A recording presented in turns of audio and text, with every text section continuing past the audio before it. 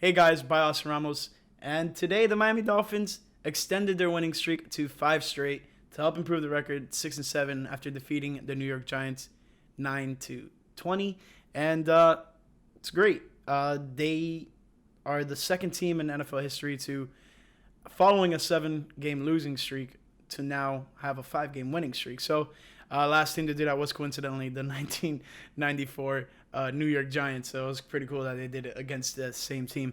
It wasn't the best win offensively.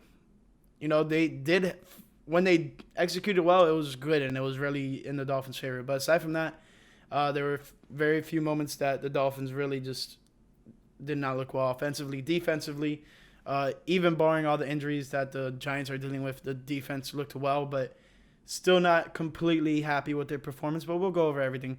But, you know, five straight, still have a chance. Keep on fighting for another week. They're heading into the bye week, so it sucks no Dolphins football next week, but it is what it is. So let's get into some stats. We have Mike Glennon for the New York Giants, 23 of 44, 187 yards, no touchdowns. They never entered the end zone against us, and one interception, 3 sacks for a loss of 28 yards. Tua, on the other hand, went 30 of 41, 244 yards, 2 touchdowns, no interceptions, sacked twice for a loss of 15 yards. One of them could have been a safety, and luckily Tua was able to move up a little bit to at least allow the punter to, literally not be on the one. But he was very close, so that was a pretty scary moment. But aside from that, pretty good day by Tua. He would have more completions if Jalen Waddle didn't drop the ball a few times. But you can't complain. At the end of the day, when the Dolphins get a win, they were able to make the crucial plays when it mattered the most, heading into the half, and then putting on points after the Giants scored in the second half. So let's see New York rushing. Saquon Barkley, 11 carries, 55 yards. Devontae Booker, 6 carries, 36 yards. Devontae Booker had some scary runs. He had that 17-yard one, but I think that was on the third down just to get some breathing room because we had him pinned pretty much within the 5-yard line. So that was good. The defense was balling, but still not great. Myles Gaskin, 15 carries, 44 yards. Savon Ahmed, 8 carries, 23 yards. Tua, 2 carries, 1 yard. Receiving, Evan Ingram was the leading receiver for the Giants. 4 receptions, 61 yards. Following him was Kenny Golladay, 3 receptions, 37 yards. He was really killing the Dolphins, and then he got hurt. And then after he got hurt, it wasn't really. He was pretty non-existent after that. Jalen Waddle, 9 receptions, 90 yards off of 11 targets. Like 2 of the drops, tough catches, but I'm saying like he if he would have came down with those, it would have been huge. Like there was one that he was doing a slant and pretty much just green grass all in front of him if he would have caught it in stride and kept going, but he dropped the ball. He bobbled it a bit. But he does become the Dolphins' all-time franchise leader in rookie receptions. So I think it was 82 on the season, which is awesome. He did get hurt. He came back out, but he didn't play the rest of the game because Dolphins honestly didn't need him, and it was good. The ball was able to be spread around because Jalen Waddle is a big, not target hog, but he's heavily targeted by Tua, and don't blame him. The guy's making big plays. Devontae Parker, 5 receptions, 62 yards. Mike Gesicki, 7 receptions, 46 yards. And then we had Matt Collins with a 5-yard touchdown and Isaiah Ford with a 2-yard touchdown. And that one was on a frozen rope by Tua. That touchdown to Isaiah Ford was insane. Like, it looked like, Tua had some good amount of time. He escaped out of the pocket. Not escaped, but rolled out of the pocket and was just looking, and then just threw a dart to Isaiah Ford. So it was amazing. No fumbles for either team. Defensive leader for the Giants was Tay Crowder, 9 total tackles, 6 solo, 1 QB hit. Logan Ryan, 8 total tackles, 3 solo. Aaron Robinson, 7 total, 4 solo, 1 pass deflection. Xavier McKinney had a tackle for a loss. Quincy Roach had a sack, tackle for a loss, 1 QB hit. Aziz Ugawarli had 1 sack, 1 tackle for a loss, 1 QB hit. Julian Love had a pass deflection. That's about it for the Giants. Dolphins, Eric Rowe was the leading tackler, 7 total tackles, 5 solo. Byron Jones follows him, 5 total, 5 solo. Byron Jones is, I don't know if it hurt it today because I think I don't know if he went for the tackle against Kenny Golladay, but he has a 100% tackle rate, which is amazing. Nick Needham, 5 total, 4 solo. Andrew Van Ginkel, 1 tackle for a loss, 1 pass deflection, 1 QB hit. Christian Wilkins, 2 QB hits. Javion Holland, 2 pass deflections. He almost had an interception. I think he was there for the Xavier Howard interception. Like, if X didn't come down with it, Javion Holland probably would have came down with it. And then there was the pass deflection in the end zone, which both of them were on it at the same time as well. Jalen Phillips, 2 sacks, 2 tackles for a loss, 2 QB hits. He's been balling. Jerome Baker, 2 tackles for a loss. Adam Butler, 1 sack, 1 tackle for a loss, 1 QB hit. Landon Roberts, 1 tackle for a loss, 1 pass deflection. Xavier Howard, 1 pass deflection. Unfortunately, Emmanuel Agba's streak of a batted ball at the line of scrimmage or a deflected pass at the line of scrimmage ends this week, which is unfortunate, but it is what it is. Xavier Howard had an interception, which was pretty big because if the Giants would have came down with that ball, they would have been really threatening to score. But he came down with it at around in the 5-yard line range. He had like a 50-yard return, but he was touched when he was going down, so they marked him down where he caught the ball. Kick returns, Jalen Waddle, 2 returns for 32 yards. Farrah Cooper, punt return for the Giants, 3 for 22, and Jalen Waddle 1 for 7. Kicking, Graham Gano went 3 for 4. On field goals, longest was 51.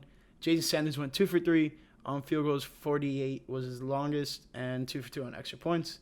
Punting, Riley Dixon, 6 punts, 248 yards. 1 was a touchback, and 2 were in the 20.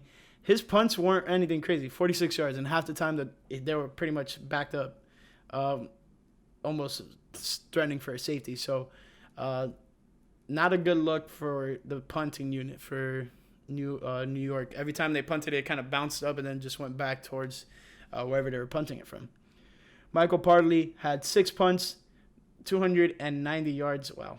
No touchbacks. 1 was in the 20. Longest was 65 yards. So that's a pretty good day. Dolphins improved to 6-7, keeping them in third right now. The biggest thing that would help the Dolphins or hurt them, I'm not fully sure. This Monday night game is a toss-up whether it's going to hurt or help the Dolphins. Just from mere fact that both teams in front of them in the AFC East, Buffalo 7-4, New England 8-4. Whoever wins that, I hope they win the division. I optimally want Buffalo to win, just so if the Dolphins come down to the last game of the season, they're playing the Patriots, and someone's fighting for a playoff spot or whatever, the Dolphins do have the tiebreaker, especially if they beat the Patriots. So we'll just see what happens. It was an overall great game. Some team stats. There was very few penalties. I think there was 3 penalties for the Dolphins. Well, 3 penalties for both sides. 3 penalties for 23 yards for the Giants. 3 penalties for 15 yards for the Dolphins. That's great. Let's see. What else am I trying to look for? That's pretty much it. Time of possession, Dolphins 30 minutes, 40 seconds. Giants 29 minutes, 20 seconds. Dolphins had 19 first downs. I mean, it was an overall better team game than by the Dolphins, but it wasn't by far not a good game offensively for the Dolphins. So what did we say in the pregame show? We had put pressure on Mike Glennon. Check. Consistently run the ball. I wouldn't say so much. 25 carries of about 60 plays, 67 plays. Decent. About a third of their calls were running plays, so I guess, yeah, that's decent. But it wasn't effective. And then the last one was Jason Sanders. Got to be perfect. He missed one. It didn't hurt us. But before the last one, the one that really sealed the icing on the cake for the Dolphins was a false start by one of the people blocking for Jason Sanders. And and he missed it on the practice one, but then he barely made it on the actual kick. Just threaded it on the left side of the post right here. Like, literally, if you literally, like, right there, like, it was so close to it. It was just... I'm going to put that outside, kick some balls, show Jason Sanders I was done. No, I'm kidding. I would never be able to kick like him. But it could have been really bad if Jason Sanders keeps on kicking this way, because a lot of playoff teams live and die by their kicker. You need kickers in big situations, and so far Jason Sanders has come up in the big situations, but in the tiny moments that, you know, could make or break a game, when you look back at it, he's been hurting us. So luckily it didn't come to hurt us this week. The Dolphins defense kept the Giants out of the end zone, which was huge, phenomenal, sensational, whatever you want to say. But Dolphins going to the bye week, 5-game winning streak, 6-7, almost 500.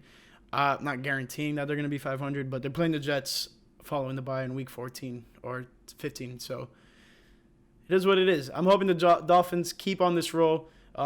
Players like Jerome Baker said, I don't want to go on the bye week. I wish we can, like, just not use it, because they're on such a roll right now that, you know, this bye week could hurt the momentum. But I don't see it happening, especially playing the Jets when they come off of the bye. But anything is possible. I mean, the Lions just won today in a walk-off win. So I don't know what else to say. That pretty much wraps it up for my Week 13 post-game review of the New York Giants versus the Miami Dolphins. Appreciate you guys for watching up to this point, and want to say thank you. And last but not least, don't forget to check out our NFL Game Picks video today. I was near perfect. The lines did mess me up, but up until this point, I'm perfect. We're missing the 4 o'clock games and the Sunday and Monday night games. So we'll see how that goes. But, yeah, check out next week's video when it comes out, too. So possibly a bye week video. We'll see what happens. I'll go over kind of the remainder of the Dolphins season and see how the outlook is, maybe. Let me know if that's something you guys want to see. But once again, I appreciate you guys watching, and I'll see you guys soon.